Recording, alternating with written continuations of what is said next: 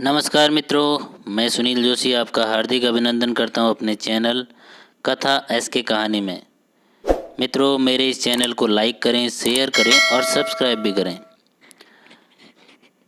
हमारा सनातन धर्म बड़ा ही अलौकिक व अतुलनीय है। पूरे विश्व में इसकी चर्चाएं भी हैं। आज इसी चर्चा में हम अधिक मास, जिसे मल मास व पुरुषोत्तम मास के नाम से भी जाना जाता है, के बारे में जानेंगे। पुरुषोत्तम मास को हिंदू धर्म में एक आध्यात्मिक महीना माना जाता है और इसे शुद्धिकरण, तपस्या और आध्यात्मिक विकास का समय भी माना जाता है। यह धार्मिक अनुष्ठान करने, उपवास करने और भक्ति प्रथाओं में संलग्न होने के लिए बहुत ही शुभ महीना माना जाता है।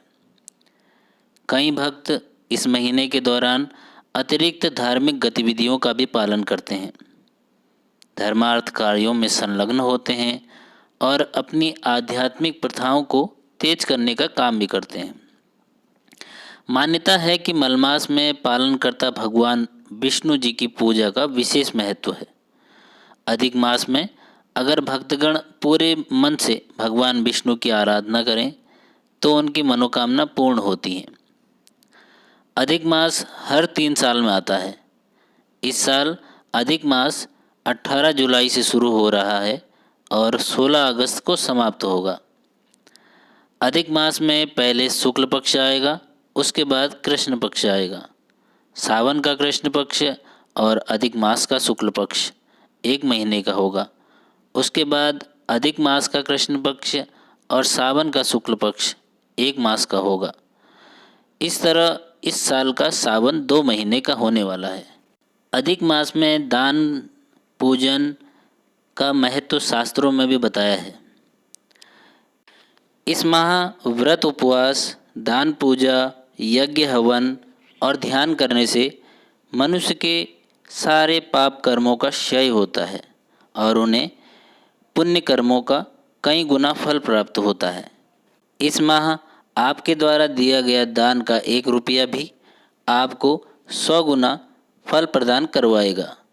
इसलिए इस माह के महत्व को ध्यान में रखकर दान पुण्य अवश्य करें। और इस माह में भागवत कथा सुनने का और श्री राम की कथाओं का सुनने का विशेष महत्व है। आइए अब जानते हैं कि अधिक मास को मलमास क्यों कहते हैं। अधिक मास को मलमास कहने का क्या कारण है, आइए जानते हैं। अधिक मास को कई लोग मलमास या पुरुषोत्तम मास भी कहते हैं। चूँकि अधिक मास में सूर्य संक्रांति नहीं होती, इसी कारण से इस महीने को मलिन मास या मल मास कहा जाता है। धार्मिक मान्यताओं के अनुसार मल मास में कुछ पूजन कार्य जैसे विवाह, गृह प्रवेश, यज्ञोपवीत व मुंडन संस्कार जैसे आदि कार्य वर्जित हैं। यह साल का अतिरिक्त महीना होता है जिसे इन कार्यों के लिए ठीक नहीं माना जाता। इस कारण अधिक मास को मल मास भी कहा जाता है। आइए जानते हैं मल मास को पुरुषोत्तम मास क्यों कहते हैं। क्यों इसे पुरुषोत्तम मास कहा जाता है, इसके बारे में जानते हैं। प्राचीन काल में जब अधिक मास की उत्पत्ति हुई तब उस माह में सूर्य संक्रांति नहीं थी और न ही उस माह का कोई स्वामी था। इसी कारण उस माह को मंगल कार्य एवं अन्य कार्यों के लिए निषिद्ध माना जाने लगा। इस व्यवहार से मलमास बहुत कथित हुआ और अपना धीरज खोने लगा। बहुत दुखी होकर बैकुंठ पहुंचा और भगवान विष्णु के समक्ष दुखी होकर कह अपनी बातों को रखने लगा। तभी विष्णु भगवान ने पूछा, तुम कौन हो? बैकुंठ में तो दुख, शोक, मृत्यु आदि का प्रवेश निषेध है। ऐसे धाम में आकर भी तुम शोकग्रस्त हो रहे हो। भगवान की प्रेम भरी वाणी सुनकर मलमास बोला, भगवान, मैं मलमास हूँ। विश्व में क्षण, मुहूर्त, पक्ष, मास, दिन, रात सभी अपने अपने अधिपतियों के संरक्षण में रहकर आनंद मना रहे हैं। एक मैं ही अभागा हूँ जिसका कोई अधिपति नहीं है। संसार के लोग मुझे निंदनीय समझकर मेरा तिरस्कार कर रहे हैं। मैं आपकी शरण में आया हूँ प्रभु, मुझ पर अपनी कृपा करें। भगवान विष्णु कुछ देर सोचने के पश्चात कहते हैं कि हे मलमास, मुझ में जितने भी गुण हैं मैं सब तुमको सौंप रहा हूँ। मेरा जो नाम वेदों में और शास्त्रों में है, जो लोगों में विख्यात है, आज से मैं उसी पुरुषोत्तम नाम से तुमको यह दे रहा हूँ।